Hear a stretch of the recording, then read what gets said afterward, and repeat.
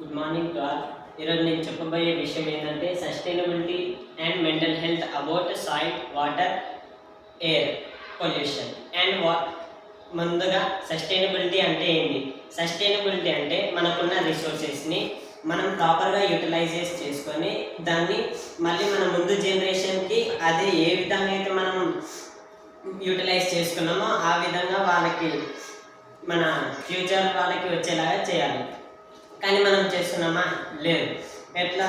మనం soil, water, air ఇవన్నీ మనకు న్యాచురల్గా వచ్చే రిసోర్సెస్, ఇవన్నీ మనం యూజ్ చేసుకుంటున్నాం.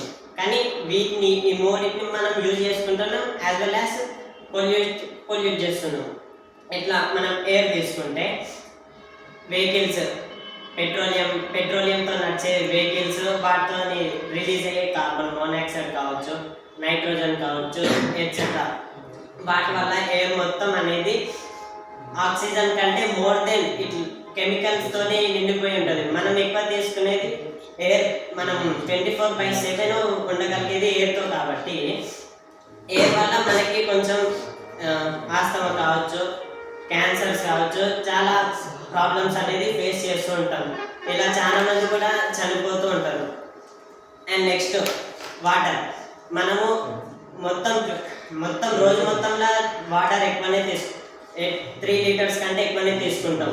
సో మనం ఫ్యాక్టరీస్ నుంచి రిలీజ్ అయ్యే వాటర్, కెమికల్ వాటర్ అవన్నీ వాటర్ లోపల కలిసి అవే నీళ్ళు తాగుతున్నాం. అవే నీళ్ళు కంటామినేటెడ్ అయిన వాటర్ మనం తాగితే మనం కంటామినేటెడ్ అయిపోతాం.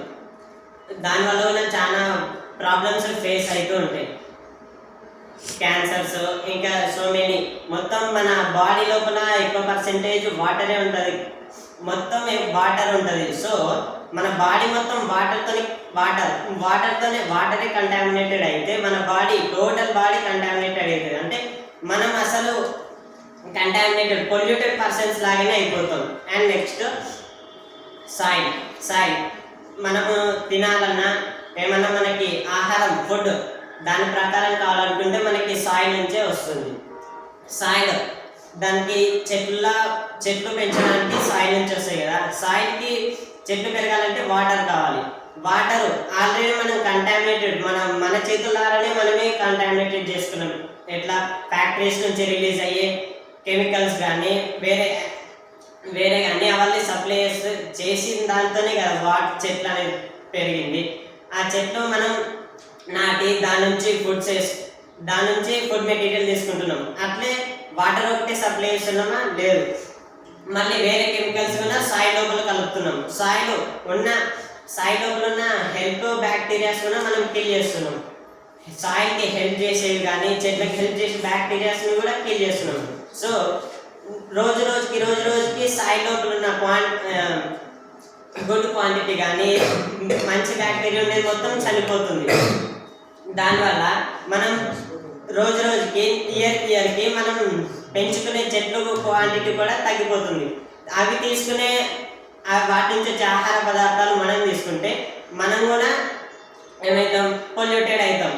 మనం ఆహారం తీసుకునేటప్పుడు డైజెస్టివ్ సిస్టమ్, మౌత్ నుంచి డైజెస్టివ్ సిస్టమ్ దాకా మొత్తం ఎక్కడెక్కడ అయితే మన ఫుడ్ మెటీరియల్స్ పాస్ అయ్యి బ్లడ్ రూపకంగా వెళ్తుందో ఆ బ్లడ్ మొత్తం ఓవరాల్గా బాడీ వైపు నర్వస్ మొత్తం పోతుంది. కాబట్టి మన నర్వస్ సిస్టమ్ కంట్రోల్ లేకుండా అయిపోతుంది. సో వీటన్నిటికి మెయిన్ కారకం మనం హ్యూమన్స్. వీటన్నిటిని మనం ఎట్లా తగ్గించాలంటే మనం ప్లాస్టిక్స్ వాడకం తగ్గించాలి.